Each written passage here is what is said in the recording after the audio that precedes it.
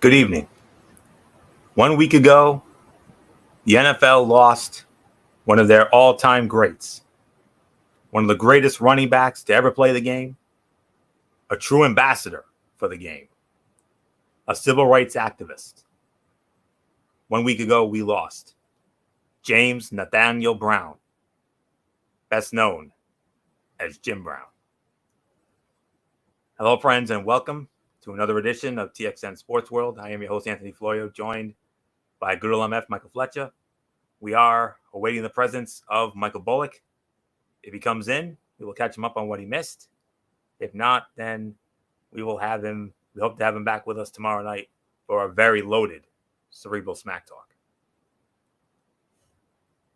About a week ago, the NFL lost the gentleman you see in the caption here, Jim Brown, born James Nathaniel Brown on February 17th, 1936, passed away one short week ago. He was 87 years old. American football fullback, civil rights activist, and an actor. He played for the Cleveland Browns of the National Football League from 1957 through 1965. Considered to be one of the greatest running backs of all time, as well as one of the greatest players in NFL history. Brown was a Pro Bowl invitee every season he was in the league, was recognized as the AP NFL Most Valuable Player 3 times, and won an NFL championship with the Cleveland Browns in 1964. He led the league in rushing in 8 of his 9 seasons, and by the time he retired, he held most major rushing records. In 2002, he was named by the Sporting News as the greatest professional football player ever. Brown earned unanimous All-America honors playing college football at Syracuse University, where he was an all-around player for the Syracuse Orangemen football team. The team later retired his number 44 jersey, and he was inducted into the College Football Hall of Fame in 1995. He is also widely considered one of the greatest lacrosse players of all time, and the Premier Lacrosse League MVP award is named in his honor.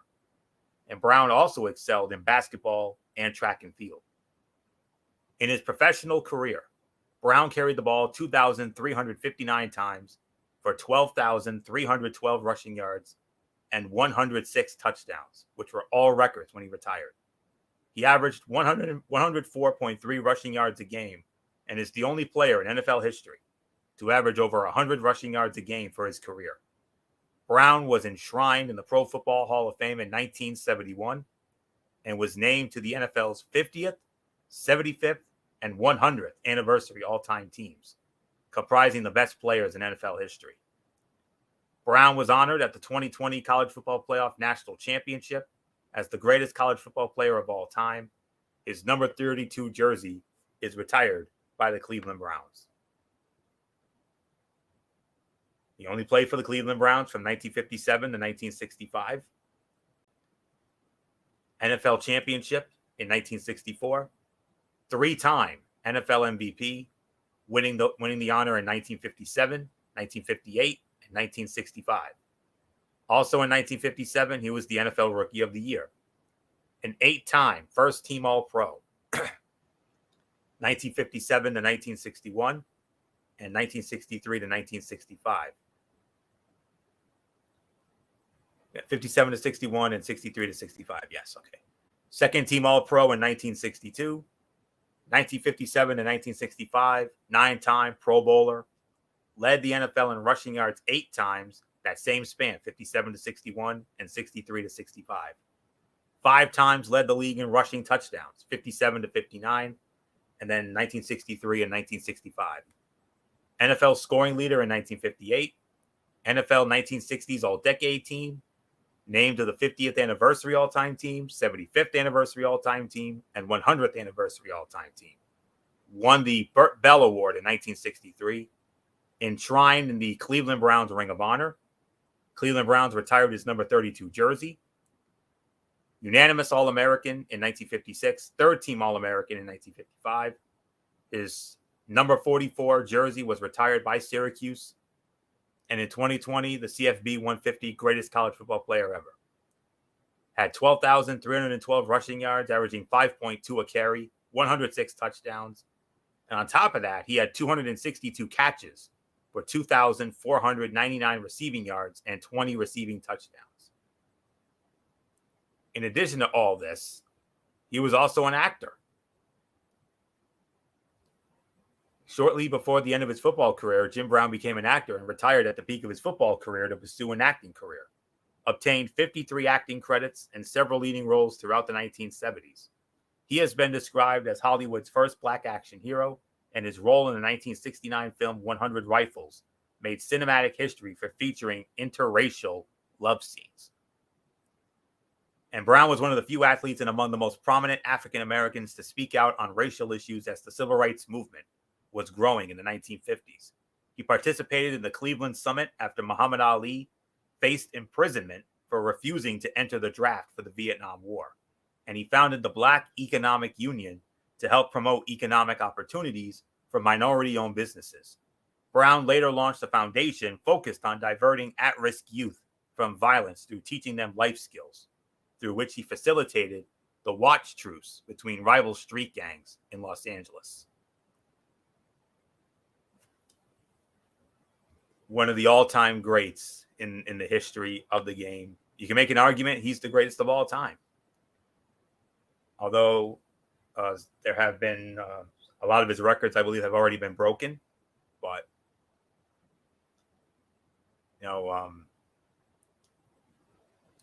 was in several acting. Like I said, he had several acting credits, and I didn't know he had a lot more acting credits than I initially thought. The only movie I ever remembered him being in is one of my favorite movies of all time, one of my all-time personal favorites, The Running Man in 1987.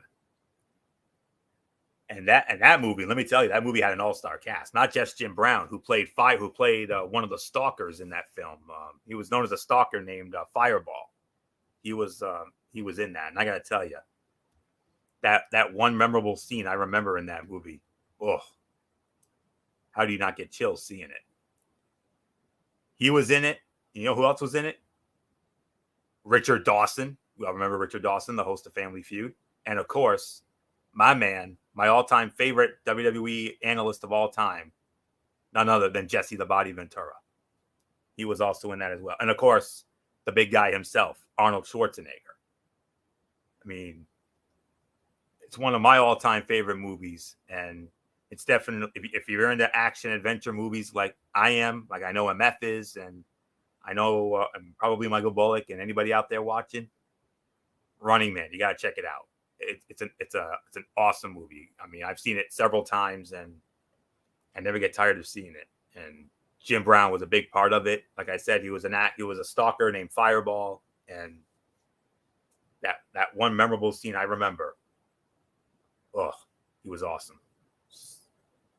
And it asked the question, what couldn't he do? But in all seriousness, a man's man, and a pillar of the game, an ambassador for the game, and not just an ambassador for football, but also an ambassador for civil rights as well. And he is going to be surely missed, and he will forever go down as one of the greatest. And you can certainly make an argument that he was the greatest of all time, all the history he made. So there isn't much left for me to say on this. So I believe I think I've said my piece here. So as we always like to do, whenever a prominent figure passes, we do what we always do here on our family of shows. To Jim Brown, we very simply say, thank you for the memories. Thank you for the inspiration. But most of all, thank you for Jim Brown. Not just for being one of the greatest football players of all time, but also for being a true ambassador for civil rights and true ambassador for football itself. Thoughts, prayers, and condolences to his family, his friends, his fans, and all of his teammates who had the fortune of playing with him. Rest in peace, good sir. You will be sorely missed. Godspeed. nothing more left for me to say on this. So good old MF Michael Fletcher, come on in tonight. It's never easy when we have to start a show in this manner, but tonight we pay respects to one of the all-time greats, if not the greatest running back to ever do it in the NFL, Mr. Jim Brown, passing away at the age of 87. Yeah, we found out about late last week was when we found out about this news, and it hurt. This one rocked us. Jim Brown was the quintessential prototypical running back. Before there was Barry Sanders, before there was Emmitt Smith, before you had Terrell Davis, and all these other great running backs. O.J. Simpson, yes. Um, Jim Brown was the one. He was the guy. He was what everybody idolized and everybody looked up to as a running back in the National Football League. And not only that, but also a guy that you also looked up to during his time in college as well. And you eloquently put about that as well, Anthony. Um, I didn't know much about his acting career. I knew more about his NFL career. I knew a lot about his activism and what he did, especially during the civil rights movement, especially in the 1960s, with guys like Malcolm X, with guys like Dr. Martin Luther King. Brown was there for those times, and what Jim Brown did was really shine a spotlight on a lot of factors. The racial inequality that was happening during the 1960s. It was very evident in that era. Unfortunately, we do have racial inequality today in 2023. It's a damn shame. It looks like we're going backwards in history, not forwards in history, to say the very least. However, what he did on the NFL was without a doubt the most unbelievable thing. And at the time, a lot of people thought a lot of these records were unbreakable, that there was no way we were going to come close to these records. Well, the biggest record of them all was the rushing record, the all-time rushing record, and that was surpassed by Emmitt Smith. Emmitt actually broke that record. Um, and there has been no other person that has even come close to those records or those numbers. So that's a testament to how great Jim Brown was in his era. Um, All pro every year he was in there, multi time uh, NFL MVP. And at the time, as you remember, there was not a Super Bowl era. Super Bowl was not introduced until I believe 1969. I actually no 1966 was the first Super Bowl, and unfortunately, Jim Brown never made it to a Super Bowl. Never got to compete in one. However, he was still a historic NFL champion that many people look up to, and many people today still looks up to this man as a pillar, as a leader of the NFL. So it's no big surprise that he got inducted to the Hall of Fame. It was a part of the 50, the 75, the 100 greatest players in NFL history. And I truly, truly, truly believe if there ever is a 125, a 150, a 175, a 200 greatest, you could rest assured Jim Brown's name will always be on that list now and forever.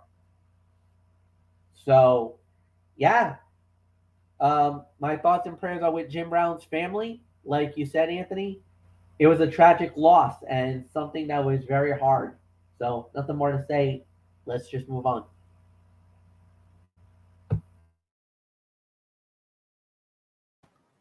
And we will do just that. So it's a light docket this time around, but nonetheless, we're hopeful of getting Michael Bullock with us. So we'll definitely keep an eye out for him.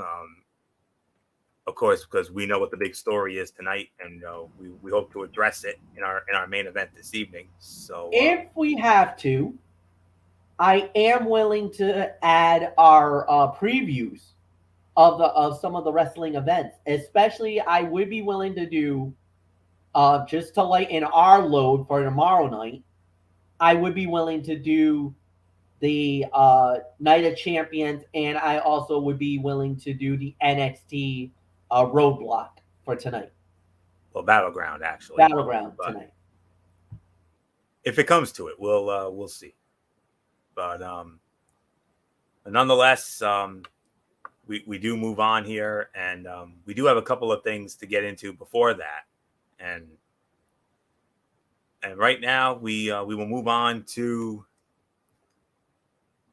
someone who announced his retirement in the NBA, and that happens to be Carmelo Anthony. Carmelo Anthony, of course, announced his retirement earlier this week. So let me pull up our notes on this, the notes that I have for it anyway. All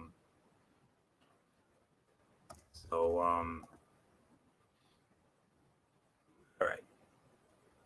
I believe it was this past Monday he announced it. So we're going to pay our respects to him here tonight. Carmelo Anthony, the star forward who led Syracuse to an NCAA championship in his lone college season in 2003 and went on to spend 19 years in the NBA, announced his retirement on Monday. Anthony, who was not in the NBA this season, retires as the number 9 scorer in league history. Only LeBron James, Kareem Abdul-Jabbar, Karl Malone, Kobe Bryant, Michael Jordan, Dirk Nowitzki, Wilt Chamberlain, and Shaquille O'Neal scored more than Carmelo Anthony, who finished his career with 28,289 points. And he said, "Now the time has come for me to say goodbye to the game that gave me purpose and pride." He said in a videotaped message announcing his decision, one he called bittersweet. His legacy has long been secure, ends his playing days after being selected as one of the 75 greatest players in NBA history, a 10-time All-Star, a past scoring champion, and a 6-time All-NBA selection. So with that said, MF, Carmelo Anthony calling it a career after 19 years. And your thoughts on it? This one actually hurts a little bit because, as many of you guys know, one of our first ladies on Strictly Sports, before we had TXN Sports World, we did have Strictly Sports, and she was actually one of our first ladies, which was Kaiser Marie Butler. And actually, she did make a small little cameo a few years ago on the Strictly Sports show. And I don't think I'll get in trouble for mentioning this, and I don't think I'll be in trouble for mentioning that show because we were a vocal and integral part of that history.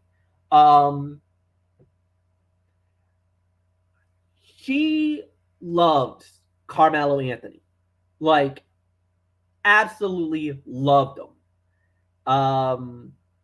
I actually brought her to a preseason game, and it was the New York Knicks at the time against the Boston Celtics, and they were actually at the Dunkin' Donuts Center in Providence, Rhode Island that night. So it was shoot around before the game, and they were hanging out, and so she went off to the Celtics side because that was her team. And I went over by the rampway, and I was just hanging out underneath where the tunnel was, and I saw the New York Knicks, and they're chilling at the by the doorway, about to come out. So I'm like, "Yo, Knicks coming out!" So they start coming out, and so I stick my hand out, hoping to get some daps or some high fives from the guys. And there was Raymond Felton. There was Amari Stoudemire. There was Carmelo Anthony. And Carmelo dapped me up. I absolutely lost it. He dapped me up on my right hand. I actually lost it. And then I was waiting and then J.R. Smith went by and I got a dap from him too. Going back to my seat, she's like, so what would you do? And I was like, man, I was hanging down by where the Knicks were coming out. She's like, oh, cool. And I was like, yeah, no, I got daps. And she's like, oh, who dapped you up? I was like, man, J.R. Smith, Raymond Felton, got dapped up by Carmelo Anthony. She lost her. She's like, you bastard. You son of a bitch. I can't believe you got a dap from Carmelo Anthony? I was like, yeah, right here, my right hand. She's like, you asshole. I hate you. I started laughing so hard. She was so PO'd that night, man. She was so mad that I got to dap up one of her favorite players. She loves Melo. It was a great time. And Carmelo Anthony was that kind of guy. Great player coming out of college from the University of Syracuse, winning a national championship. We all remember that with Jim Boeheim. Oddly enough, the only national title for Jim Boeheim, and that's a damn shame because, Anthony, you know him through the years that Boeheim was a staple of the Big East for a number of years. Then Melo went to the NBA, got drafted, I believe it was by the Denver Nuggets initially, or was it New York Knicks that drafted him first? I thought it was the Nuggets that got him first. Florio? Well, it's when it comes to his playing career, yes, Denver did get him first. All right, but he made his biggest splash as a New York Knick. He made his career. Agreed. Absolutely. Yeah. Agreed. I think once he was with Denver, he was good. He played well. But once he went to New York, that's when the rocket went off. He was the face of the New York Knicks team. He was a great player for the Knicks team. He turned them around, made them at least a very good playoff squad. Now, unfortunately, he didn't get by because he ran into LeBron James, Dwayne Wade. He ran into so many good teams. The Cavaliers at the time, the Bulls were on the rise because that was when you had Derrick Rose, you had Joakim Noah, you had Jimmy Butler on the Bulls, and the Bulls were making runs year in and year out. So there was a good core that he had. But the other thing that also derailed Carmelo was injuries. Because he had a lot of problems, especially with the knee. He had some knee problems, some leg problems, and it really undermined his career. Obviously, the one thing that he never got was an NBA championship, which was a damn shame because he had the talent and he was such a great player that I think we all was hoping that he would have gotten an NBA title, but he never did. To me, he was a great player and truly one of the bright stars in the game. And I wish him nothing but the best. So, I got really nothing else to say. My thoughts and best wishes are with Carmelo Anthony, and I hope he continues his great run as a great an ambassador of the game. He's gonna be missed too, man. This was kind of a little bit of a shocker, but I understood why he wanted it to go. So nothing more to say. Anthony, it's yours.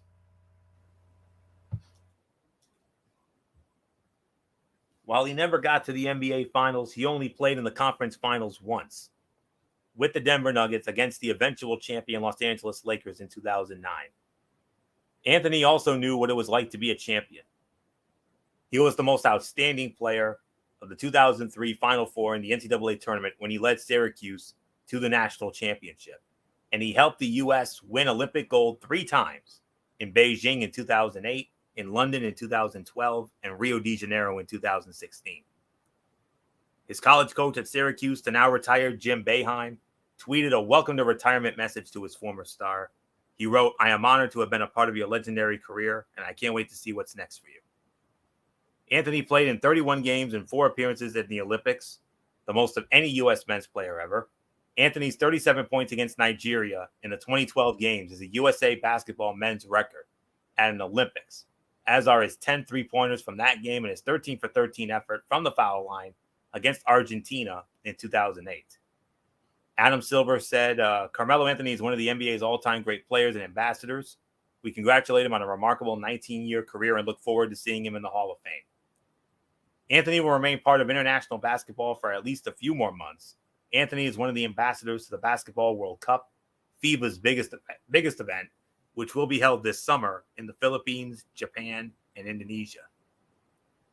Anthony was drafted number 3 overall by Denver in 2003, part of the star-studded class that included LeBron James at number 1, Hall of Famer Chris Bosh at number 4, and soon-to-be Hall of Famer Dwayne Wade. He gets officially enshrined this summer at number 5. Anthony will join them at the Hall of Fame before long. The Hall of Fame said he will be eligible for the 2026 class. He averaged 22.5 points in his 19 seasons, spending the bulk of those years with Denver and the New York Knicks. Anthony has long raved about his time with the Knicks and what it was like playing at Madison Square Garden, especially as a kid who was born in Brooklyn. He was the NBA's leading scorer with 28.7 points a game in 2012-13, when the Knicks won 54 games and the Atlantic Division title. Anthony spent his first 7.5 seasons in Denver, becoming the 3rd leading scorer in franchise history. His Nuggets teams had 7 consecutive winning seasons and earned 7 playoff berths, but they advanced in the postseason just once, ending in that 6-game conference finals loss to the LA Lakers in 2009. Anthony also played for Portland, Oklahoma City, Houston, and ended his career with the Lakers last season. He went unsigned this year, and now his retirement is official. He said in his retirement address that he's looking forward to watching the development of his son, Kyan, a highly rated high school shooting guard. And then he finally closed by saying, "People ask what I believe my legacy is. It's not my feats on the court that come to mind, all the awards of praise, because my story has always been more than basketball. My legacy, my son, I will forever continue through you. The time has come for you to carry this torch." So that's the story when it comes to Carmelo Anthony. Played for the Denver Nuggets from 2003 to 2011. And then 2011 to 2017 was with the New York Knicks. From 2017 to 18 with the Oklahoma City Thunder. 2018-19 with the Houston Rockets. 2019 to 2021 with the Portland Trail Blazers. And then 2021-22 with the LA Lakers. So,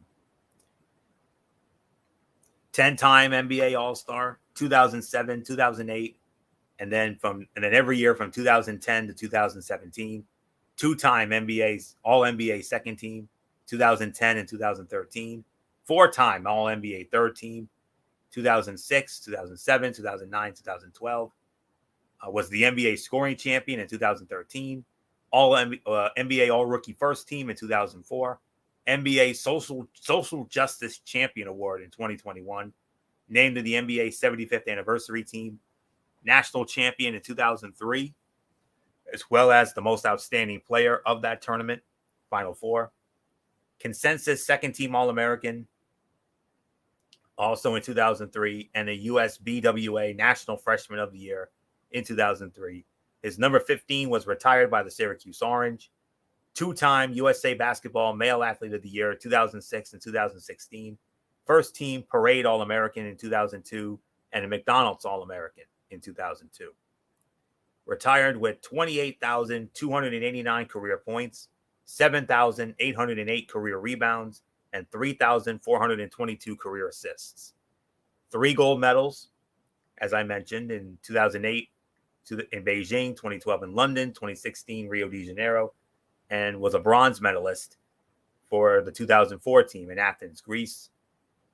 Bronze medal in the World Championship in 2006 in Japan, and won another gold medal as part of the Americas Championship in Las Vegas in 2007. So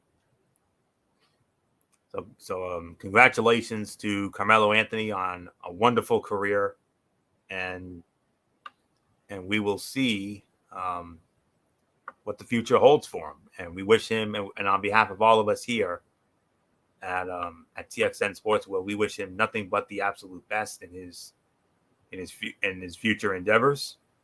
And we'll see what happens. So with that, we move on to our next story, which will be, of course, well, it's not really a story. It's really it's going to be our preview of week number 7 of the USFL, and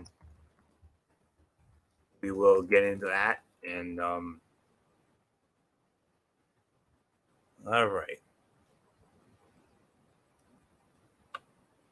Of course, we got another 4-game docket, of course. Week 6 was another wild one in the USFL, highlighted by the Gamblers winning their 4th straight game and slotting into a 3-way tie for first place in the USFL South Division with the Breakers and Stallions.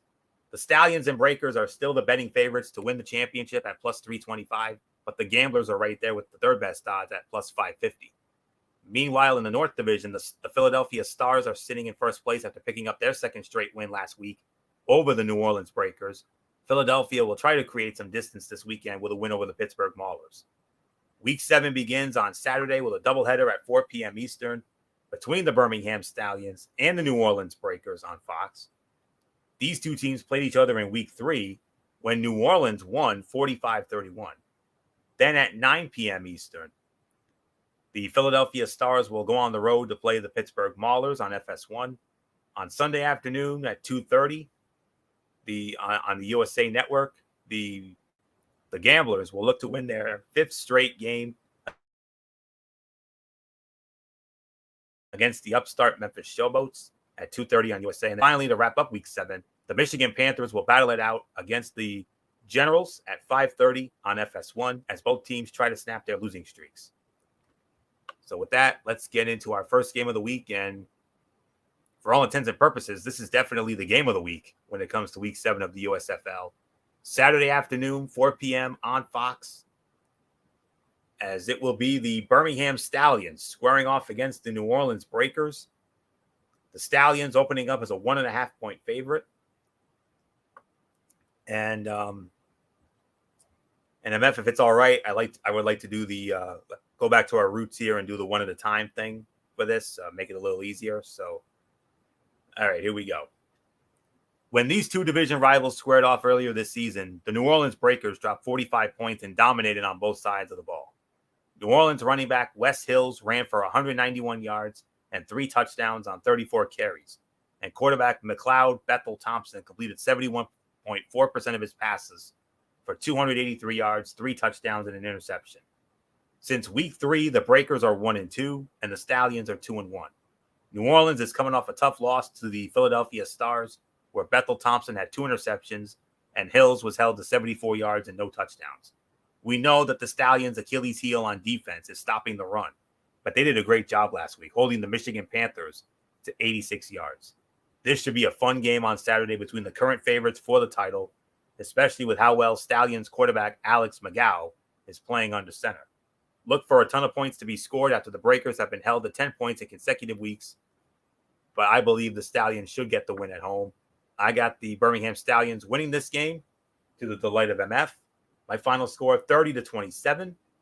The Birmingham Stallions defeat the New Orleans Breakers in what will, without a doubt, be the game of week number 7 in the USFL. So not much more to say on this. So MF, come on in. Birmingham, your team, your Birmingham Stallions at home against the New Orleans Breakers with revenge on your minds after what the Breakers did to you boys in week number 3. Yeah, they kind of took us to the woodshed, and they kind of took us down and out, and we kind of were a little annoyed with that loss. So yeah, now we get a little measure of revenge. We're back home in Birmingham, and hopefully we can turn it around. I know it's been a little inconsistent this season. Even for myself, I've been a little annoyed with it, but I think we can turn it around. We can get it back, and this should be the game that we do win. So give me Birmingham to win it. Nothing more to say. Floria, what's yours? All right, MF, and let me set you up for the next game here. Saturday night, 9 p.m. over on FS1. It will be the Philadelphia Stars squaring off against the Pittsburgh Maulers. And this will be this is the number 3 game of the week for the USFL. Philadelphia and Pittsburgh. Philadelphia opening up as a 2.5-point favorites. 9 p.m. Saturday night FS1. MF. We got a battle of Pennsylvania here in the USFL. Philly and Pittsburgh. Who you got? Yeah, interesting matchup. Look, going into this, I don't think I would have thought going into this it would have been one of those type of games. But you know, when you start looking at the way that this season has gone up to this point, um, I think it's going to be an interesting matchup. So let me see. Sorry. Uh, all right. I think it's yeah. So it's right here. Um, look, at the end of the day, this is going to be one of those type of games where it could go a number of ways. But I kind of feel like this is going to be Philly. So I think Philadelphia will bounce back. I think they'll get a big win here more than anything else. And I like Philadelphia winning this game. So I got really nothing more to say. Anthony, it's yours. All right, fair enough. If you are looking for a game in which to target the under, this is your best shot, as the Stars' offense is still in neutral. Philadelphia has won 2 straight games, but is averaging just 20 points a game, largely thanks to kicker Luis Aguilar. The Stars have struggled in the red zone, failing to score an offensive touchdown since week 4. In last week's win against the New Orleans Breakers, Philly's lone touchdown was an Amani Dennis pick 6. As for the Maulers, the Pittsburgh Maulers were shut out by the Memphis Showboats, losing 22-0 on the road. Pittsburgh's offense could not get on track, and Troy Williams and James Morgan threw 3 interceptions. When these two teams last played in week 3, the Maulers took home a 21-13 win at Ford Field, thanks in part to their defense forcing Stars quarterback Case Cookus into 2 interceptions. Philadelphia will enact some revenge on Saturday night, as its defense can carry it to a win. In the Stars' last 2 wins, they've recorded 6 turnovers. Philadelphia Stars win the game. My final score, 21-17, Philadelphia over Pittsburgh. The number 2 game of the week in the USFL, as we kick off the Sunday slate. This game will kick off on Sunday afternoon at 2:30 over on the USA Network, and it will feature the Houston Gamblers squaring off against the Memphis Showboats. The Houston Gamblers opening up as a 3.5-point favorite. The Gamblers and Showboats have been 2 of the biggest surprises in the league this season, as both franchises look much better than they did at this time last season. Houston is in a 3-way tie for first place in the South, while the Showboats are only 1 game behind. Both teams have solid defenses and 2 young quarterbacks, Kenji Bahar and Cole Kelly, that are making winning plays. In their first meeting earlier this season, the Gamblers won 30-26, as Bahar led them on a game-winning fourth-quarter drive after blowing a double-digit lead. During their 4-game winning streak, the Gamblers are averaging 28.5 points a game, thanks to good quarterback play and running back Mark Thompson, who leads the league with 9 rushing touchdowns. The Showboats are riding a 3-game winning streak thanks to their defense, which held the Breakers to 10 points and shut out the Maulers last weekend. Memphis has 11 takeaways in the last 3 contests and will try to make life tough for Bahar. That said, I like the Showboats to cover the spread on Sunday afternoon, as these 2 teams are evenly matched and hitting their strides. But ultimately, I like the Houston Gamblers, though, to win the game. So Houston Gamblers win it. My final score, I'm going to say 24-21, the Houston Gamblers over the Memphis Showboats. So not much more to say. MF, Houston and Memphis, our number 2 game of the week in the USFL on Sunday.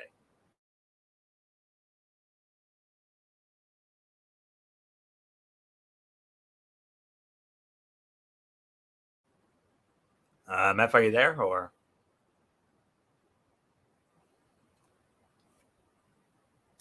all right. Just waiting for MF to come back in. So just waiting on him, and we'll get his thoughts on it, and then we'll go into our final game of the season, or I should say final game of the week, rather. I apologize. So but yeah,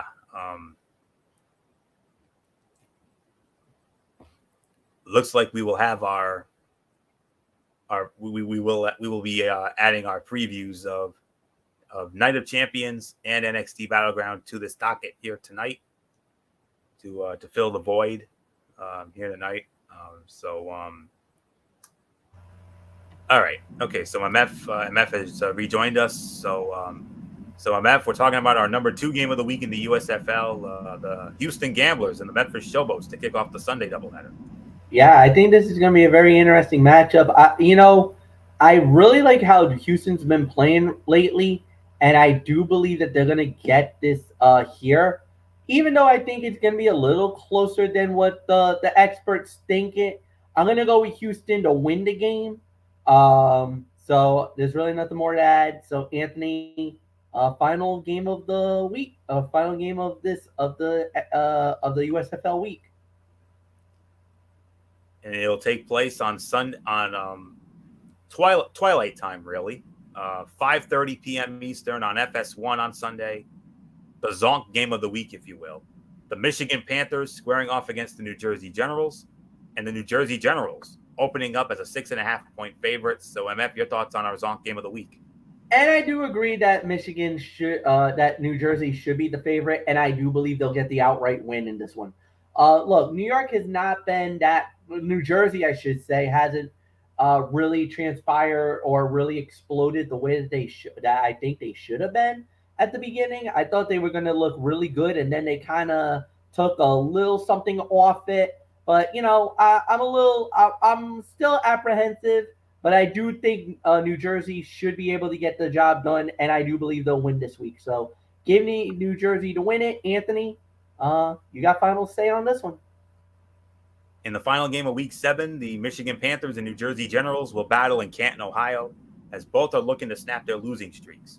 Michigan has lost 4 straight games due to its struggling offense, scoring just 10.7 points a game. Quarterback Josh Love hasn't gotten in a groove despite Michigan's defense doing its best to keep them in the game. However, Michigan struggled to stop the run last week against the Birmingham Stallions, giving up 190 yards and a touchdown. Now they will have to face the New Jersey Generals running game, which has struggled overall, but recorded 198 rushing yards and 2 touchdowns in a Week 3 win over Michigan. The Generals did not look great on offense with Kyle Lauletta as the team's starting quarterback. Lauletta completed 56.7% of his passes for 177 yards, a touchdown, and an interception. The Generals did not score their first touchdown until late in the fourth quarter after scoring their first points to start the final frame. A spread of 6.5 points is big for 2 squads struggling to score points. But if Lauletta is back under the center, the Michigan Panthers could definitely have a chance at it. But if DeAndre Johnson is starting, New Jersey should roll. So I'm going with the New Jersey Generals to win this one. My final score here is going to be 17-13. The New Jersey Generals defeating the Michigan Panthers. So with that being said, unless during these next couple of previews he comes in, I don't know if we're going to have Michael Bullock this evening. This would have been the time to we would have been getting into the Game 5 edition of the Celtics chat. And spoiler alert, the Boston Celtics did it again. Unbelievable. A 110-97 beatdown of the Miami Heat, and they did something that you rarely see in an NBA game nowadays. They led wire to wire.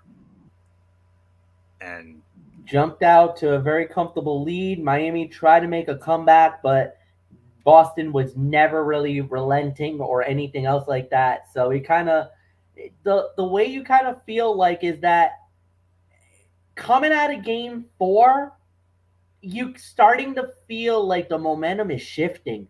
Like especially that third quarter in game 4, Boston finally figured it out. Their threes were starting to fall. They started to put down some lockdown defense. And all of a sudden, what looked like a surefire, easy win for Miami, now I'm going to have to say it. If Miami does not put Boston away in game 6, Boston's going to the NBA Finals. They are. I'm calling it. I know I'm going to be like, Mike, but the thing was, and I know a lot of people are going to be like, but wait a minute. Didn't you call this dead?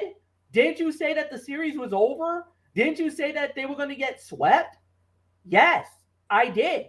Because like I said, I thought Boston had no spine. I thought they had no heart. I thought they had no focus. I thought they had nothing that I saw that made me believe that the Celtics were going to win the series. Where Michael Bullock had the faith, Anthony Florio, I know you were kind of like, I think they could make a comeback, but they really got to do a lot of things to get back in this. I know you kind of were like 1 foot in, you were 1 foot out the door, 1 foot in the door, so you kind of were kind of neutral. And not only was I saying they were dead, Derek Ferreira, the Yankee Mad Dog Messiah, basically called it over. He said that they were dead in the water. Now, all of a sudden, Boston not only is coming back, but I got to harken back to the old New York Ranger mantra that I went through a couple of years ago. And you know this, Anthony, because of the Washington Capitals series. When the Rangers went down 3-2, remember that threat I made. Washington, you better finish us in 6, because if you don't, we got your ass in 7. They did not finish them in 6, and we did get them in Game 7. Mm-hmm. I think the same thing happens if, and I really mean it, if Boston wins Game 6, I think Boston goes to the NBA Finals. I think they complete the comeback. And I do believe that they could get the job done. Now, and here's the interesting thing. Jimmy Butler also realizes the threat, because he just posted something just a few minutes ago. I'm trying to find the quote, because I know he just mentioned it, and it was on Facebook. Let's see if I can find it. If I could find that quote, because he did just mention it. Let me see if I find it.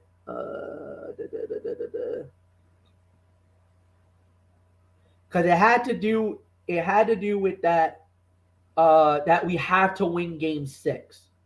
Let me see if I can find it. Let me see. Oh, here it is. He says, and I quote, Jimmy Butler has no doubt about the Miami Heat winning Game 6. I'm trying to find the exact quote, because he just said it, and he basically is like that that they were going to get the job done. That he's not worried about the moment, and he's not worried about the Celtic comeback. That they would not only that they will ride the ship. They will turn it around, and that they're putting Boston away in Miami in 6. So that Jimmy Butler pretty much has put out the quote unquote guarantee that Miami's winning the next game. They have to now, because if they don't win Game 6, going back to Game 7 at TD Garden with that crowd. Oh boy, I would really feel very uneasy if you're a Miami Heat fan at that point. And that's the thing. Everybody's saying it. Now the pressure's on Miami to finish the series. They gotta finish it now. They have to put Boston away. If they put Boston away, then they're gonna be like, you know what? They were fortunate. It was a nice win. Because if Boston wins the series, everybody's going to be like, oh, this was the greatest comeback, everything else. But some fans are going to be like, yeah, I'm happy we won, but you never should have got us in that mess. You never should have gone down 0-3. On paper, you are far superior, far better. You should never have fallen that far down. And don't do that against Denver in the NBA Finals. If Miami gets the job done, then you're going to hear all the criticism, the whole 9 yards. But the thing is, at the end of the day, Boston, they got the Red Sox mentality right now. They're playing it one game at a time. Like Michael Bullock is saying, one game at a time. You got to be focused. Every possession is crucial. And so far, they're listening to everything that Bullock has been saying because that's exactly what they've been playing. Desperation basketball, and they're desperate enough that they're playing all the 50-50 balls, all of those interesting dilemmas, and they're coming out and they're winning those battles right now. So obviously, if Bullock shows up, we'll get more deeper into this. But for now, things are looking a lot more better than they did a few nights ago. I'll openly admit this. Oh yes. But like I said, now the rally cry for the Boston fans is you're putting all the pressure on Miami. You're daring them to put you away in game 6. Because if they fail and they got to go back to TD Garden for game number 7 for the right to go to the NBA Finals on the line, oh my goodness. We might see the most epic collapse in NBA playoff basketball history. Nobody's ever come back from 0-3 down to win at all. Boston is halfway there from doing the unthinkable. I guess we'll wait and see if they can pull it off. So, Florio, yep. I guess we'll get into the wrestling if there's nothing else left. Yeah, that was the only thing left on the sports side of it. But rare crossover, but I'm for it because, like we said, this definitely will make it a lot easier tomorrow night with a loaded show here because there will be Friday Night SmackDown. And because of the fact that the Florida Panthers are going to the Stanley Cup final, and by the way, last night, MF, Call of the Year last night on that goal, that Kachuk goal with 5 seconds left. Oh. That's why you're the man. That's why you're the GOAT. Simple. But Florida Panthers put away the Carolina Hurricanes to go to the Stanley Cup final, and because of that, AEW Rampage will be back in its normal time slot. AEW confirmed it today, so it will be tomorrow night at 10. So, MF, do we want to start the show at 11, or do you want to start it at 10:30? I mean, it's up to you. Let's start at 11. We got to go back to 11. Okay. So, take these couple of pay-per-views off of it. We'll do SmackDown. We'll do Rampage. Preview the AEW Double or Nothing. And then should Bullock be there, we'll have the formal Celtic chat for game number 5. And I also want to let you know that the NHL just announced, and this actually just came from the NHL themselves, if the Vegas Golden Knights is to win the game 5, the Stanley Cup final will start Wednesday night, May 31st. If Dallas is able to force it to a game 6 or a game 7, then the Stanley Cup final will start on Saturday night, June 3rd. This has actually just come down from the NHL. They just announced this about almost an hour ago. Okay. So, but nonetheless, because of that Panther win, it puts Rampage back in its normal time slot. But you know what? While we have a moment, MF, what a story. How about these Florida Panthers? Are you believing this? It's not. Unbelievable. I mean, nobody ever thought that they were going to do this.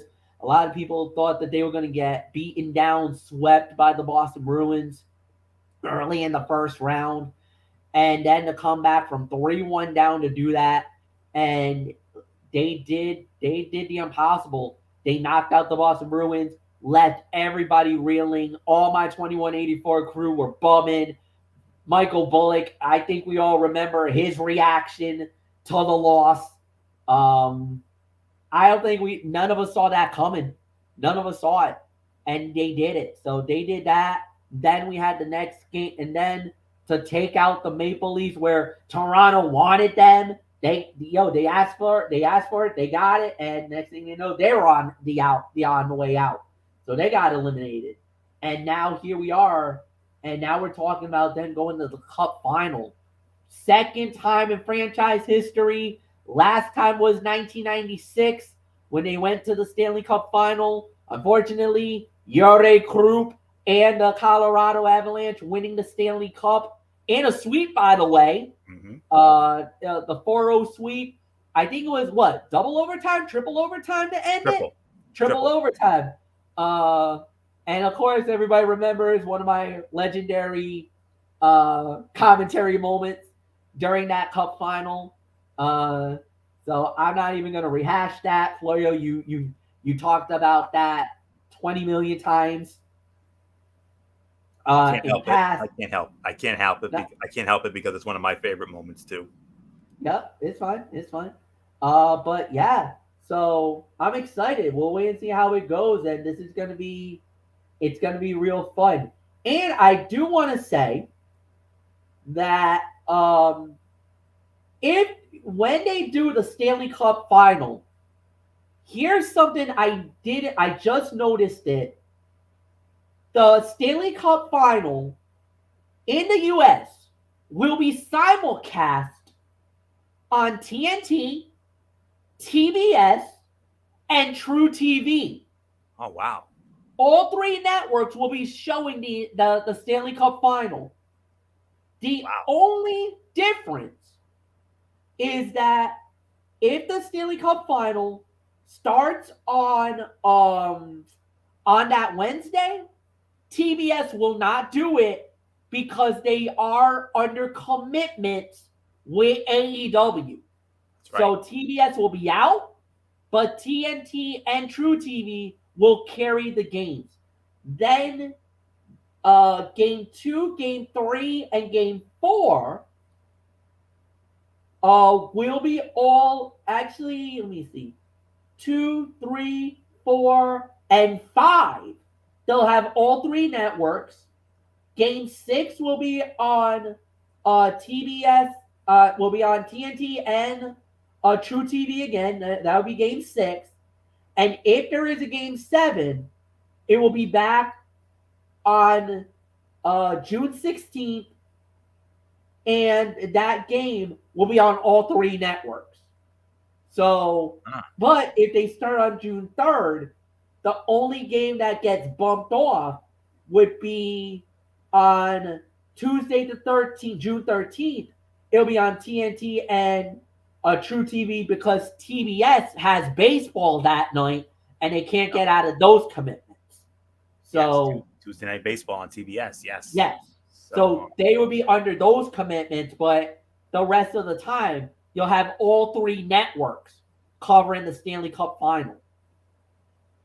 Okay, so that's very interesting. Very interesting news there. So, all right. So, yeah, Florida, man. I mean, I'm telling you. I mean, MF, you said it. I mean, right after you screamed out that score, and then you did the Gary Thorne, do you believe it? Matthew Tkachuk again, and then after you said they were going to the Stanley Cup Finals, you said it like Gus Johnson did. The slipper still fits. So, and that's indeed what it is. This is a true Cinderella story. Something we haven't seen since the 2012 LA Kings.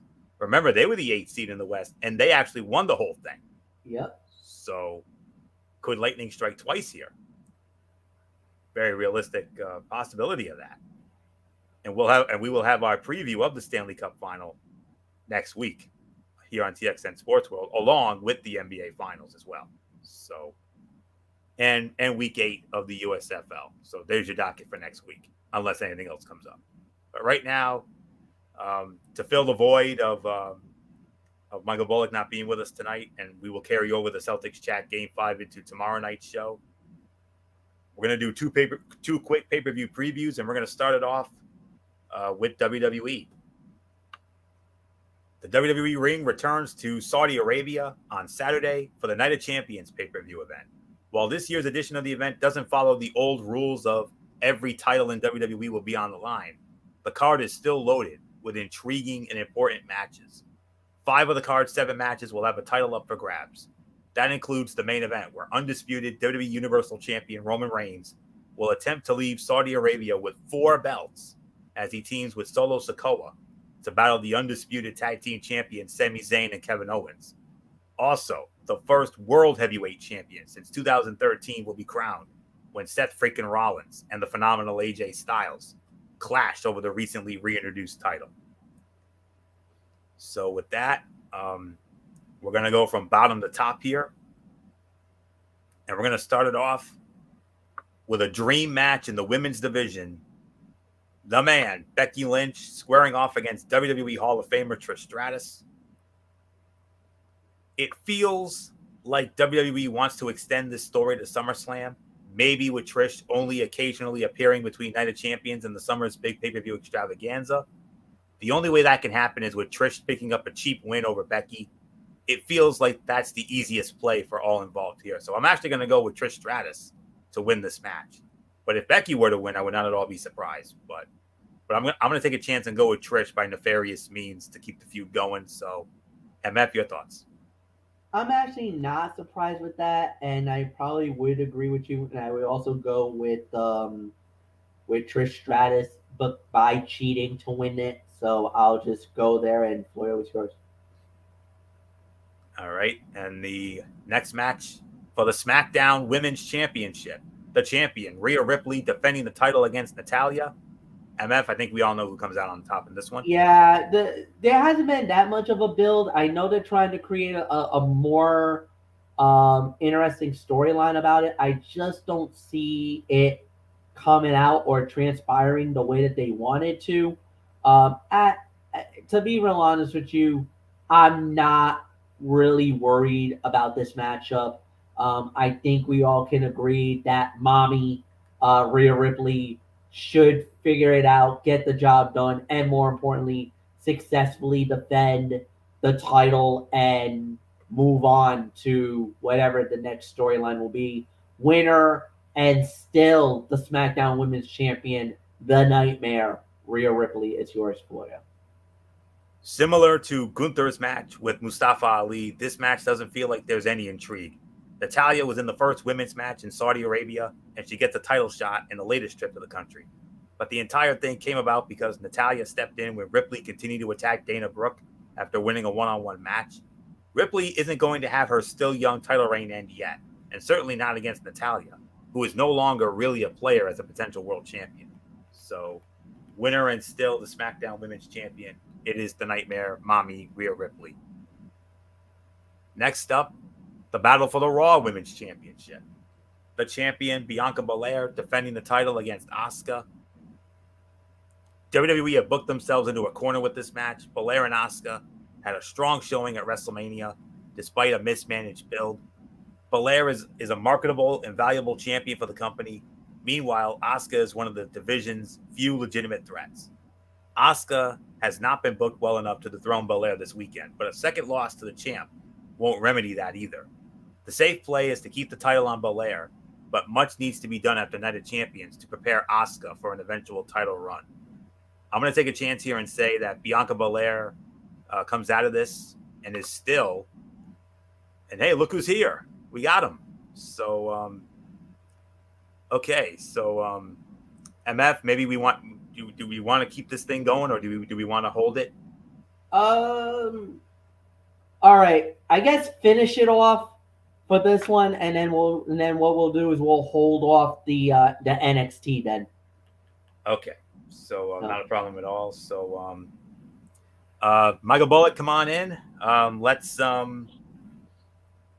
We're gonna get you caught up here on the happenings of tonight.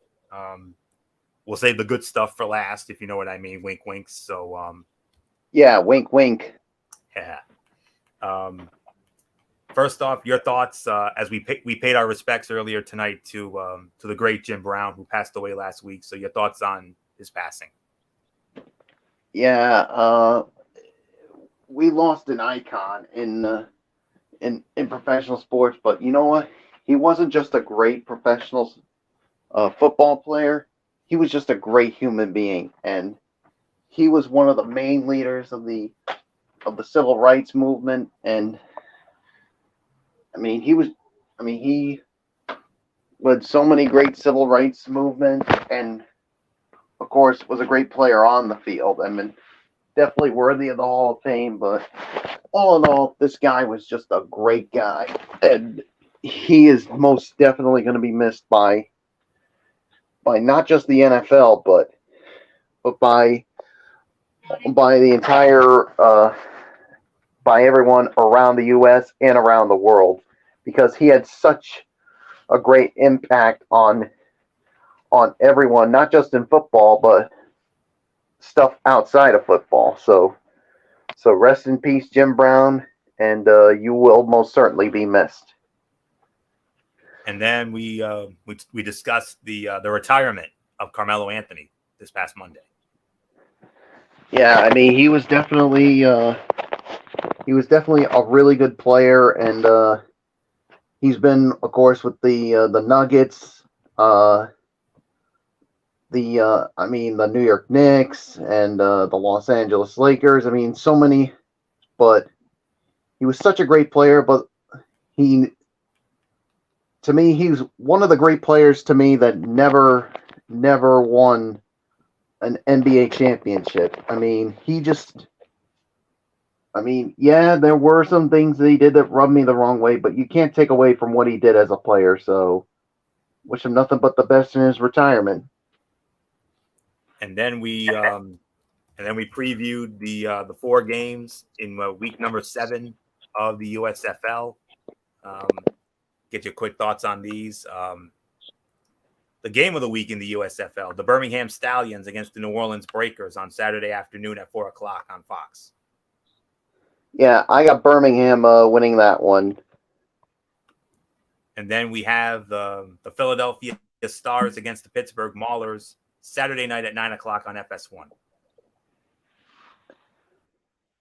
Yeah, I got Philadelphia winning that one. And then Sunday afternoon at 2:30 on the USA Network, the Houston Gamblers against the Memphis Showboats. Yeah, I got Houston winning that one. And then the final game of the week, Sunday afternoon at 5:30 on FS1, the Michigan Panthers and the New Jersey Generals. Yeah, I got the Michigan Panthers winning this one. All right. So with that, we'll put our Night of Champions preview on hold for a little bit, because now we're going to get into the formal Celtics chat, Game 5 of the Eastern Conference Finals. The Miami Heat squaring off against Michael Bullock's Boston Celtics from the TD Garden in Boston. Miami Heat looking to close it out once again, whereas the Celtics looked get it back to Miami for a game number 6 on Saturday night. And allow me to pull this up for the formal Celtics chat here. MF already gave a brief thought about it, so we'll leave it at that. Okay, just waiting for this to load. All right. The Boston Celtics have looked elimination in the face 4 times this postseason and still have not blinked. Derek White had 24 points, including 6 3-pointers, and the Celtics dominated the Miami Heat 110-97 tonight in Game 5 to extend the Eastern Conference Finals to a Game 6 on Saturday night in Miami. Marcus Smart had 23 points and 5 steals. Jason Tatum and Jaylen Brown finished with 21 points each, as the Celtics won their second straight and trimmed Miami's series lead to 3-2. The Celtics are halfway to becoming the first team in NBA history to overcome a 3-0 deficit to win a series. Boston also survived 2 elimination games in the second round against the Philadelphia 76ers. Teams that fell behind 3-0 are 0-150 all-time in the series. Game 6 is Saturday night in Miami, where the Heat will try again to become the second 8 seed to reach the NBA Finals in the current format, which dates back to 1984. A day after the Florida Panthers punched the franchise's first ticket to the Stanley Cup Finals since 1996, for the second straight game, the Miami Heat were denied a spot in the NBA Finals. Duncan Robinson led the Heat with 18 points. Bam Adebayo had 16 and 8 rebounds. Butler had 14, 5 rebounds, and 5 assists, but sat out the final 9:47 of the game. Caleb Martin finished with 14 points. It was Butler's lowest scoring game in the playoffs. He had 16 points in game 3, a blowout win by Miami. Miami never led and had 16 turnovers. Boston ended the day just 4-5 at TD Garden this postseason, but with a raucous home crowd behind them, the Celtics thrived on that energy. They dove for loose balls, outfought Miami for rebounds, and found each other for layups and dunks in transition as they built as much as a 20-point lead in the first half. Miami Heat were outscored 13-0 in second half points in the opening 24 minutes. It was the first time this season that Boston had 4 20-point scorers. Al Horford added 6 points and 11 rebounds. The Celtics took a 61-44 edge into halftime. Boston's first turnover of the game did not come until the 8:16 mark of the second quarter. The Celtics got the fast start they had hoped for in front of their home crowd. And Marcus Smart stripped Bam Adebayo on Miami's opening possession, igniting a fast break and layup on the other end by Jason Tatum. Then with the game tied at 4, Tatum got free in the lane for a monstrous two-handed dunk. He hung on the rim afterward and continued his celebration when he landed, leading to a technical foul. It didn't stop the Celtics' momentum as their first quarter lead grew as high as 23-7. Boston ended the period with a 35-20 lead, punctuated by a three-pointer by Derek White at the buzzer. Jason Tatum had 12 points in the opening 12 minutes, with the Celtics outscoring the Heat 21-6 from beyond the arc. Boston hit 7 of its 12 attempts. All right. Get to the quick numbers here.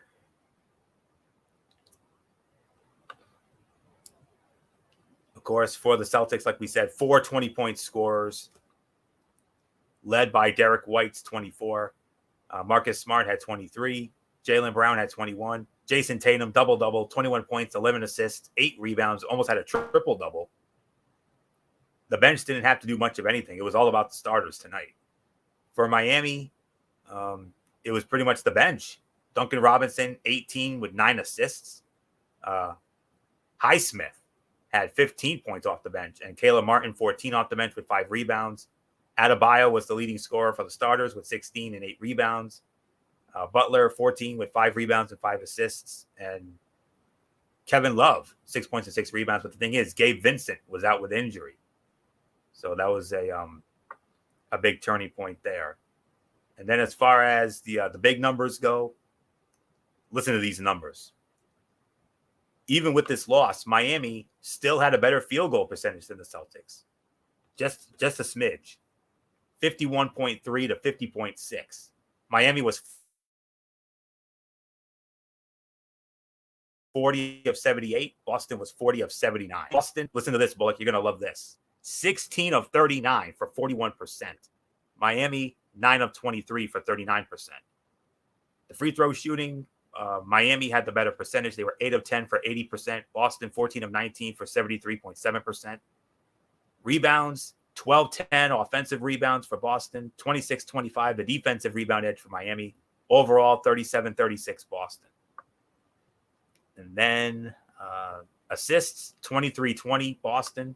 Steals, Boston had 13 steals. Miami had 6. Celtics had 4 blocks and 2 blocks for Miami. Heat committed 16 turnovers. Boston only 10. Boston outscored Miami on the point-off turnovers 27-19. Miami outscored Boston 16-12 in fast break points. Also outscored Boston 52-42 in points in the paint. Boston only committed 9 fouls. Miami committed 13 fouls. Each team committed 1 technical foul. Boston's largest lead, 24. Miami's largest lead, 0.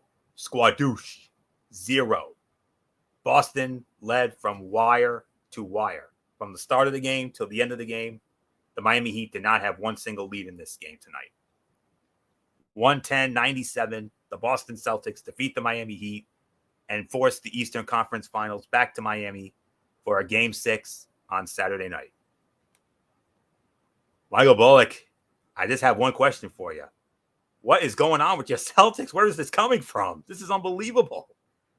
I mean, big win in Game 4 in Miami, and now in front of the home fans, like we talked about it, they had to get the crowd in it early and often. And from the moment that game tipped, the crowd was in it from start to finish. And they led wire to wire. Who does that? Yeah, and I'm sure you were probably thinking, like, where was this effort in any of the first 3 games of the series? But I'll tell you, they're channeling their inner 2004 Boston Red Sox when they were down 3 games to none, and then look, we saw what happened. And I said to you, Florio, they had to continue that momentum from Game 4, and that's what happened. They continued it, and they had to continue to do what I've been preaching, and that is one game at a time. And that's what they did. I mean, they took care of business here tonight, and yeah, I mean, and Jason Tatum, what can you say about him? I mean, didn't have that typical Jason Tatum game, but the thing is, you had other guys stepping up, like Derek White, for instance. I mean, leading all scorers, but Marcus Smart contributed, and yeah, and to hold this Miami Heat team down, and now they force a Game 6 on Saturday night, and I'm telling you this right now, Florio, and then I already told you this, but I'm going to say it again. There's that. I think you're starting to see that little bit of doubt in the Miami Heat, and I'm sure in their minds right now, they're probably like, we need to win Game 6, because if we don't win Game 6, I think this Miami Heat is in big time trouble. No doubt in my mind, because I'm pretty sure they do not.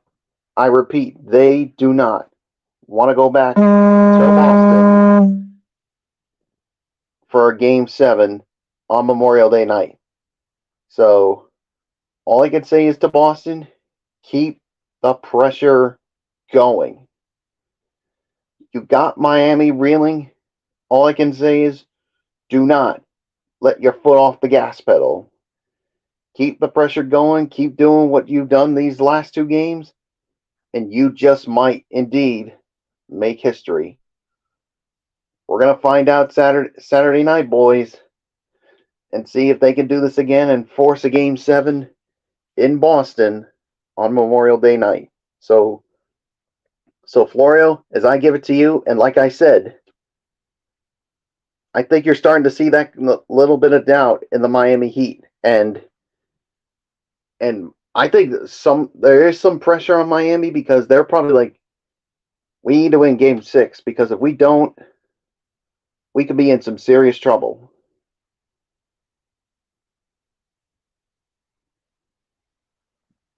It's yours, Florio. My apologies, I had it on mute. But starting to believe, Bullock? You starting to believe? I'm sure you are. So, wow, unreal.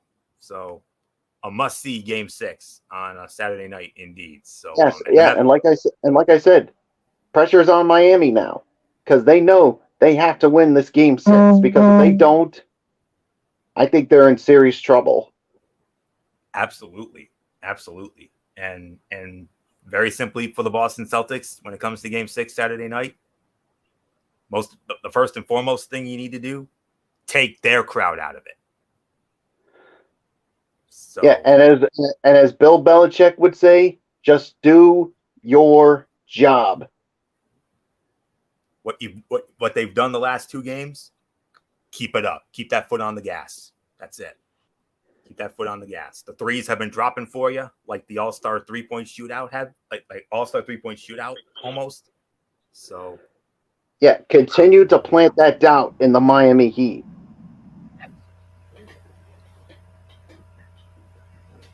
Yeah. So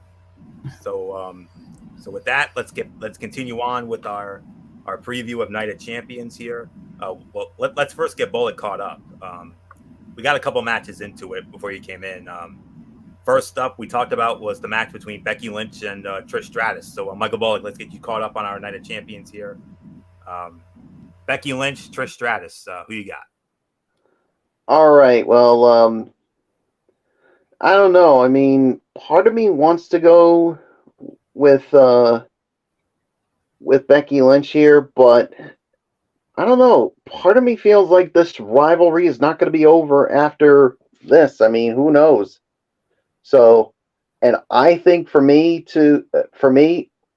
this rivalry to continue, it has to end in some way. I mean, I'm going to go with Trish Stratus to win this one, but I think she's going to win it by disqualification because I think she's going to do something to, or Becky's going to do something to, or should I say Trish is going to push Becky's buttons, and then that's when you're going to see Becky lose it. So I'm going to say Trish wins by disqualification. All right. And then, Bullock, keep your mic on because. Oh, yeah. Sorry. Yeah, that's okay. The battle for the SmackDown Women's Championship. Rhea Ripley defending against Natalya. Yeah, I think this is an easy choice here. I think Rhea wins and remains the SmackDown Women's Champion. And then the match we were talking about. Just give me a minute. MF, did we get your thoughts on Bianca Belair and Asuka or not? MF? All right. I don't know. I don't know if we got. I don't remember. I don't know if MF gave his thoughts on the Bianca and Asuka match. I know I gave my thoughts on it, and I think I was giving it to MF before Bullock joined us. So MF, if you're still I don't know, maybe he stepped away or something. I don't know, but we'll get him. We'll get his thoughts in a moment. But Michael Bullock, why don't you take it for a spin here? Bianca Belair versus Asuka for the Raw Women's Championship. Yeah, I'm gonna go with Bianca Belair to win this and remain Raw Women's Champion. I mean, part of me wants to see Asuka win, but the thing is, I mean, this new heel thing. I mean, and plus the build just hasn't been all that impressive. And no, yeah, I mean, and that is why I think because of this, I got to go with Bianca Belair to continue her reign. Definitely. So yeah, and I agree with you on that. I too have Bianca winning this match. So I gave my thought on it, but all right, MF, just let us know when you're back in, and then we'll pick it up with you on that. So while we wait for him, let's get back into it here. I led off on that one, so Bullock, while we wait for MF, let's get your thoughts on this next match. The Intercontinental Heavyweight Champ. Okay, all right, MF's back in. Okay, MF, did you give your thought on Bianca and Asuka before Bullock came in or not? I believe I said Bianca successfully defends. Okay. But yeah, we could just move on. Okay. So yeah, I started that one. MF we'll have MF start with the next one. The Intercontinental Heavyweight Championship on the line. The champion Gunther defending against Mustafa Ali. MF, who you got? Yeah, I'm gonna go with Gunther. I even though I think Mustafa's gonna have a moment where he's gonna look like he could win the title, but I just don't see it happening. Gunther's he's poised for a big run, and right now it's not his time to lose anything yet. So right now I believe winner and still Intercontinental Champion, the Ring General Gunther. So Michael Bullock is yours. Great Ludwig Kaiser impression there, MF. All right, Bullock, who you got? Boy, that's a pretty damn good Ludwig Kaiser impersonation there, Fletch. Very well done, if I might say so myself. So, yeah. So, yeah, I'm with Fletch here. I got to go with Gunther to still be the Intercontinental Champion. I mean, his run has just been so impressive. I just don't see it ending at some point. So So Gunther is still your Intercontinental Champion. It's yours, Wario. Mustafa Ali won a battle royale to earn a shot at long-reigning champion Gunther. That probably shouldn't be shocking given he is a regular on WWE's cards in Saudi Arabia. What would be shocking would be Ali winning the title. Gunther is on a hell of a run and just got a fresh batch of challengers when he was drafted to Raw. His reign won't last forever, but there is no reason for it to end without there being a compelling program around the title swap. Not a guy just winning a battle royale. Winner and still Intercontinental Heavyweight Champion, it is Gunther. Michael Bullock leads off on the next match. And this is the match that Bullock and I are waiting for. Well, we're all waiting for this one, but this is the one that Mr. Bullock and I have the most vested interest in. The battle for the World Heavyweight Championship. Seth freaking Rollins, the phenomenal AJ Styles, Michael Bullock, who's walking out the World Heavyweight Champion.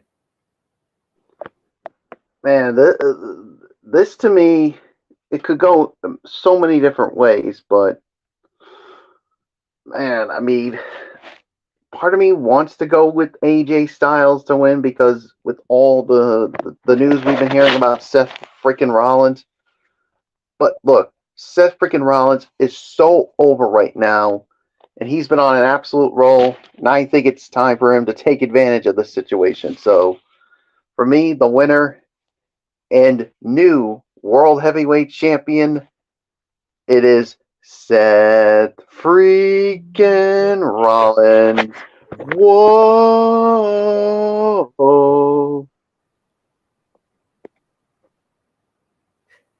I think you forgot a little something there, Bullock. I think you know what I mean. Oh yeah. There you go. Yeah, exactly. All right. All kidding aside, Rollins versus Styles will be a fantastic match, no doubt about it. It's also refreshing to see AJ return to the main event scene after his latest mid-card run and a stint in NXT. It's certainly feasible for Styles to have another world title run at the age of 45. The issue is that his momentum, barring something like an OC heel turn, is non-existent. Rollins is hotter than ever and is long overdue for a top spot after giving the rub to Cody Rhodes, Logan Paul, and others in 2021 and 2022. WWE missed the mark with elevating Cody Rhodes and Sami Zayn this year. They can't do it again. Winner and inaugural World Heavyweight Champion, it is indeed Seth freaking Rollins. So not much more to say. MF, are we going to make it unanimous? And here's the thing. Instead of it saying that it's the inaugural World Heavyweight Champion, that's not the case. WWE is announcing that the lineage of the World Heavyweight Champion is actually not going to be a brand new. It's going to pick up from the last champion, which was Randy Orton. When the belt was vacated, that lineage ended with Orton. It's going to start with whoever is the new champion. So, the legacy of the WWE World Heavyweight Championship is not brand new. It's not inaugural. So, just to let you know, they are picking it up off of the last champion. So Randy Orton was considered the last World Heavyweight Champion. The next name will be that man. That man will be Seth Rollins. Now, there was some concern, there was some debate, and maybe some, whatever you want to say, that we were thinking, oh my goodness, we might have that it could end up being AJ Styles, but I do believe that it's probably going to eventually do end, and we'll probably have Seth Rollins as champion. So I'm going with Seth as well. Guys, it's yours. All right. 2 matches left, and we move on to our next match. Well, that was the first of what they're calling the triple main event. Here's the next part of it. Cody Rhodes versus Brock Lesnar. Cody Rhodes' win over Lesnar at Backlash was shocking. Not that it was shocking that Rhodes won, as much as it was shocking to see Lesnar gushing blood for nearly the entirety of the bout. The blood, intentional or not, added a whole new level of intensity to the rivalry between Lesnar and Rhodes and has set Lesnar off on a violent path of revenge. In the final Raw before Night of Champions, Lesnar badly injured Cody's arm, which sets up another excuse for how Lesnar can get his win back without harming Cody's place as a top talent too much. It's also unclear what Cody's big SummerSlam program would be. You may want to, you could drag things forward with Lesnar here, but based on, this underdog mentality, and also, by the way, a report came out today and saying that Cody Rhodes is reportedly going to be in the Money in the Bank ladder match. And if that's the case, Cody's got to get the win here so we can keep up that momentum. And remember, Money in the Bank qualifying matches start this Monday night on Raw in Albany. So we'll definitely have to keep an eye and see if Cody's in one of those matches. And if he is, he's going to be in it. And if he is in it, then he's going to be the odds-on favorite to win it. And that would be his ticket to getting another shot at the Tribal Chief and possibly dethroning him in the SummerSlam at Ford Field, which is what we're all hoping for. I know I am, but I know there's a lot of people that think Lesnar gets the win back, but I'm taking a chance here and I'm going to say Cody wins. But if Brock does win, I would not at all be surprised. So I'm going with Cody Rhodes to win. So MF, Cody Rhodes and Brock Lesnar. After what Brock did to Cody on Monday, it's got to be Cody winning this match. You would think it would be Cody to win the match, but there's another path that they're thinking of doing with Cody, where they might, because there's talk that injury is legitimate, and that Cody might have to be out of WWE for 6 to 8 months. Now, if that's the case, have Cody win. And here's what I think could happen. Cody wins. Either Brock loses his mind or takes him out. Or, like you said, have Cody win Money in the Bank. Have Brock come back to destroy Cody to give him that time off. Remember, because after that, the Money in the Bank could be utilized anytime, any place, anywhere, but it's up to 1 year. At that point, you don't need Cody back. You could have him take a time off anytime. And then once he's fully healed, maybe at WrestleMania, then have Cody honorable cash in. Because remember, the Royal Rumble winner gets a shot at the title of his choosing at WrestleMania. Because back then it used to be, you could go for the Undisputed Universal title. No. Have the winner of the Royal Rumble go after the World Heavyweight title. That opens the door for Cody Rhodes to cash in Money in the Bank on Roman for WrestleMania. Because at that point, then all parties would be satisfied.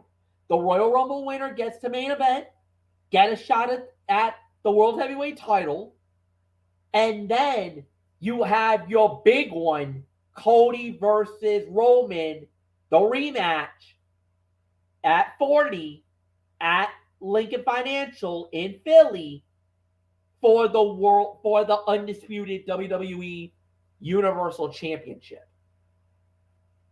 Then you can have Cody finish the story there. So we'll see. Just a thought. Cody wins. Bullet go. Yeah, I got Cody Rhodes winning this one as well. So, yeah. And as far as that theory that you went with, Fletch, I mean, it's possible, but we'll wait and see what happens after how this match goes. So I'm gonna withhold judgment on that one. So, but either way, Cody wins. It's yours, Florio. Interesting scenario indeed, and we move on to the main event of the evening. The battle for the undisputed WWE Tag Team Championships. The champions, Kevin Owens and Sami Zayn, with their toughest defense to date against Solo Sikoa and the undisputed Universal Champion himself, the Tribal Chief, Roman Reigns. MF, something has got to give in this one. What happens? Something has to give on this one, and I do believe that I know a lot of people are a little worried because a lot of people are like, "Oh, great, Roman's going to get another title." No, he's not. They're going to lose. Sami Zayn and Kevin Owens are going to win this because the Usos will deny the tribal chief the title. And it's not going to be because of the tribal chief. It's going to be because of Solo. They're going to single him out just to show we are more reliable than Solo. And that is going to trigger a feud. Sammy and KO's been planting the seeds enough, but now you're going to see Solo and it's going to be that. It's going to trigger everything. Winners and still the undisputed WWE Tag Team Champions of the world, Sami Zayn and Kevin Owens. So nothing more to say. Bullock, it's yours. Yeah, I'm going with Sami Zayn and Kevin Owens to win and remain the champs because, like you said, I think the Usos are going to be the ones to cost Roman and Solo the match here. So, and that's going to cause even more friction with the bloodline. So, Sammy and Kevin win. It's yours, Florio. We are all in on this tag team match. Roman Reigns has lost faith in the Usos and is taking matters into his own hands, accelerating the bloodline's demise. Putting the tag titles at stake allows the rare opportunity for Reigns to go out on his back without jeopardizing his record title run. Sammy and KO, particularly the former, are long overdue for revenge on the undisputed champion. There will be few sweeter moments in 2023 than seeing Sami Zayn haluva kick Roman Reigns and get the 3 count. Roman is bulletproof, and a clean loss at his expense won't knock him down a peg as much as it will elevate everyone directly and indirectly involved in the match. Owens and Zayn will score a marquee win. The Usos will be validated despite their recent losses, and the aura of Solo as the group's true biggest threat will continue to build. Winners and still the undisputed tag team champions, Kevin Owens and Sami Zayn.